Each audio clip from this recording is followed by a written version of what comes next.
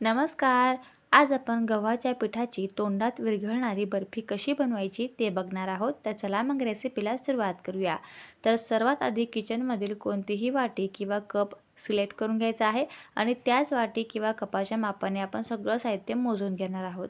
तर गॅसवर एक कढई ठेवूया. कढईमध्ये टाकूया 1 वाटीभर गव्हाचं पीठ, जे आपण रोज चपातीसाठी, पोळीसाठी वापरतो ना, तेच पीठ इथे मी घेतलेलं आहे. 1 वाटीभर गव्हाचं पीठ नॉर्मल चाळणीने चाळून घेतलेलं आहे. आणि हे जे पीठ आहे ना, अगदी मंद आचेवर 3 ते 4 मिनिटापर्यंत भाजून घ्यायचं आहे, जोपर्यंत खमंग सुवास येत नाही तोपर्यंत. छान खमंग सुवास यायला लागला की यामध्ये टाकणार आहोत तूप. तर इथे मी अगदी गावरान तूप घेतलेलं आहे. तुमच्याकडे जेही तूप असेल ते तूप तुम्ही इथे घेऊ शकता. तर सुरुवातीला इथे मी 3 चम्मचभर तूप घेतलेलं आहे आणि तुपामध्ये आपण हे पीठ छान अजून 3 ते 4 मिनिटासाठी मंद आचेवर भाजून घ्यायचं आहे. सुरुवातीला आपण पीठ कोरडं भाजलं होतं, जेणेकरून पिठामध्ये गठोड्या होणार नाही. छान 3 ते 4 मिनिटापर्यंत खमंग सुवास येईपर्यंत पीठ भाजलं गेलं की लगेच आपण तूप टाकूया आणि तुपामध्ये आपण हे पीठ छान मिक्स करायचं आहे, जेणेकरून पिठाच्या गठोड्या होणार नाही. तर इथे 3 मिनिटं झाले आहेत, म्हणजे सुरुवातीचे 3 मिनिटं आणि आता हे 3 मिनिटं म्हणजे एकूण 6 मिनिटांमध्ये आपण हे गव्हाचं पीठ जे आहे ना, छान खमंग असं मंद आचेवर भाजून घेतलेलं आहे. पूर्ण पीठ छान असं खमंग भाजलं ना की गव्हाच्या पिठाचा रंगसुद्धा बदलतो आणि पिठामधील जेवढाही कच्चापणा आहे ना, तो दूर होतो. आणि बघू शकता तुम्ही पिठामध्ये तूप जे आहे ते रिलीज व्हायला लागलेलं आहे, म्हणजेच गव्हाचं पीठ जे आहे ते छान भाजलेलं आहे. आता भाजलेलं गव्हाचं पीठ जरा वेळ बाजूला ठेवूया आणि गॅसवर ठेवूया एक कढई. ज्या वाटीच्या मापाने आपण गव्हाचं पीठ घेतलं होतं ना, त्याच वाटीच्या मापाने आपण इथे साखर घेतली आहे. साखर घेताना वाटी थोडीशी रिकामी आहे, एवढी मी साखर घेतली आहे. जर तुम्ही जास्त गोड खात असणार तर साखरची क्वांटिटी जी आहे तुम्ही वाढवू शकतात. तर इथे मी अगदी मीडियम गोड बनवते आहे, त्यामुळे साखर एवढीशी घेतलेली आहे. जेवढी साखर घेतली ना, त्याचे निम्मं आपल्याला पाणी घ्यायचं आहे. आता पाण्यामध्ये साखर व्यवस्थित मिक्स करूया. यामध्ये 3 ते 4 केसरचे धागे टाकूया आणि मिश्रण जे आहे ते छान उकळी आणेपर्यंत छान मिक्स करायचं आहे. म्हणजे जेवढं आपण पीठ घेतलं ना, तेवढी साखर घ्यायची आहे आणि जेवढी साखर घेतली ना, त्याच्या निम्मं आपल्याला पाणी घ्यायचं आहे. तर गॅसच्या मीडियम फ्लेमवर आपण इथे एक तार चाचणी बनवणार आहोत. मिश्रण छानपैकी उकळायला लागलं आहे. केसरचा रंगसुद्धा पाकामध्ये अतिशय छान आलेला आहे. आता चेक करूया.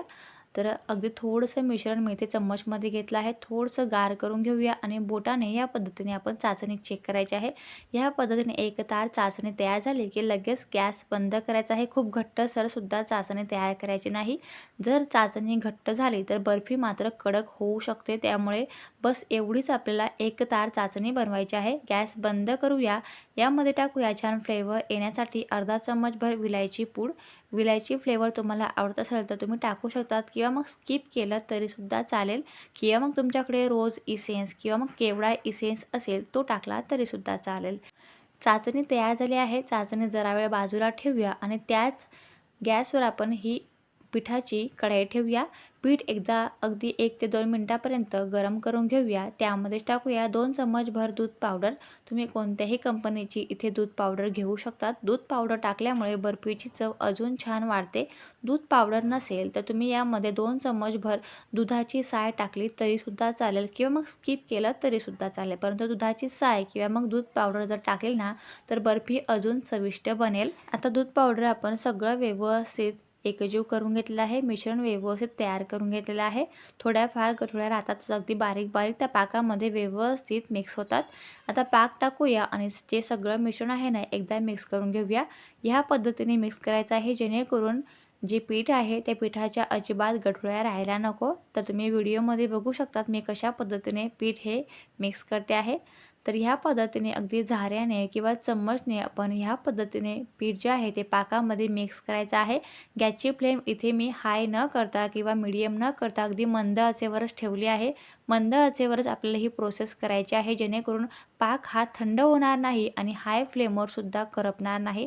त्यामुळे गॅसची फ्लेम आपण अगदी मंद ठेवायची आहे आणि मंद आचेवर आपण हे जे पीठ आहे ना, पाकामध्ये व्यवस्थित मिक्स करायचं आहे.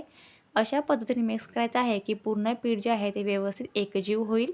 पूर्ण पीठ व्यवस्थित मिक्स झालं की यामध्ये टाकूया 1 चम्मचभर साजूक तूप. हे असं वरून 1 चम्मचभर साजूक तूप टाकलं ना, तर बर्फीला अतिशय छान शाईन येते, चमक येते. बर्फीला खूप छान चवसुद्धा येते आणि अतिशय मऊसूत बर्फी तयार होते. तर ह्या पद्धतीने आपण झाऱ्याने मिश्रण मस्त असं मॅश करत करत मिक्स करतो आहे, जेणेकरून मिश्रणामध्ये थोड्याफार गठोळ्या ज्या असतील ना त्या पूर्णपणे व्यवस्थित मॅश होतील.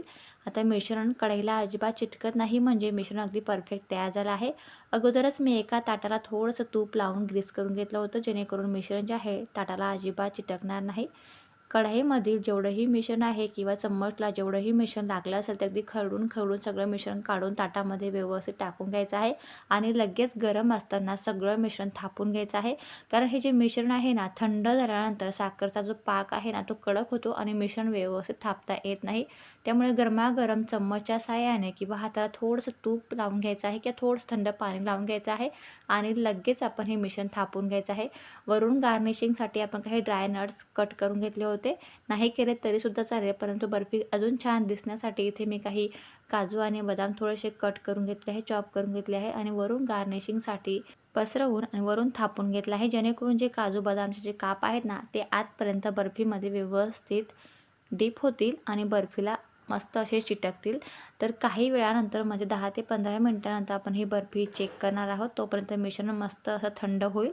तर काही वेळानंतर अगदी 10 मिनिटानंतर तुम्ही बघू शकता बर्फी आपली सेट झालेली आहे आणि लगेच आपण चाकूने आपल्याला ज्याही आकाराने आवडतील त्या आकाराने इथे तुकडे करून घ्यायचे आहे. तर मी इथे चौकोन चौकोन बर्फीचे तुकडे करून घेते आहे. तर तयार झाली आहे आपली अगदी मऊसूत मस्त अशी बर्फी. तर आजची ही जी बर्फी आहे ना, तुम्ही कुठे ट्रॅव्हलिंगसाठी फिरायला किंवा मग छोट्या मोठ्या बुकेसाठी दुपारच्या वेळी तुम्ही बनवून अगदी डब्यामध्ये स्टोअर करून ठेवू शकता. अगदी 3 ते 4 महिने आरामात खाऊ शकता. अजिबात खराब होत नाही आणि मेन म्हणजे इतकी मऊ बनते ना, की वयोवृद्धसुद्धा ही बर्फी खाऊ शकतात. इतकी छान तोंडात विरघळणारी ही बर्फी तयार होते. अगदी 3 साहित्यामध्ये आपण ही बर्फी तयार करतो, तेही अगदी घरच्याच साहित्यामध्ये. अगदी साध्या सोप्या पद्धतीने अगदी काही मिनिटात आपण ही बर्फी तयार करून घेऊ शकतो. अगदी छोट्या मोठ्या कार्यक्रमासाठी, बड्डे असो किंवा काही छोटे मोठे काही सेलिब्रेशन असो, त्यासाठी आपण ही बर्फी तयार करून घेऊ शकतो. अगदी साधी सोपी पद्धतीने आपली ही बर्फी तयार झाली आहे. आशा करते की आजचा हा व्हिडिओ तुम्हाला नक्कीच आवडला असेल. आजची ही रेसिपी आवडली असेल ना तर प्लीज एक लाईक नक्की करा. चॅनलला नवीन असाल तर प्लीज सबस्क्राईब करा. सबस्क्राईब करणं अगदी विनामूल्य आहे, जेणेकरून जोही रेसिपीचा व्हिडिओ मी अपलोड करेल तो सगळ्यात आधी तुम्हाला बघायला मिळेल. अशाच नवनवीन आणि टेस्टी हेल्दी रेसिपीज पाहण्यासाठी डिस्क्रिप्शन बॉक्समध्ये लिंक दिलेली आहे, नक्की चेकआउट करा. आपल्या चॅनलला सबस्क्राईब करा. आता भेटूया पुढच्या अशाच नवीन टेस्टी आणि हेल्दी रेसिपीसोबत. तोपर्यंत खात रहा, मस्त रहा, हेल्दी रहा आणि हॅपी रहा. Thanks for watching.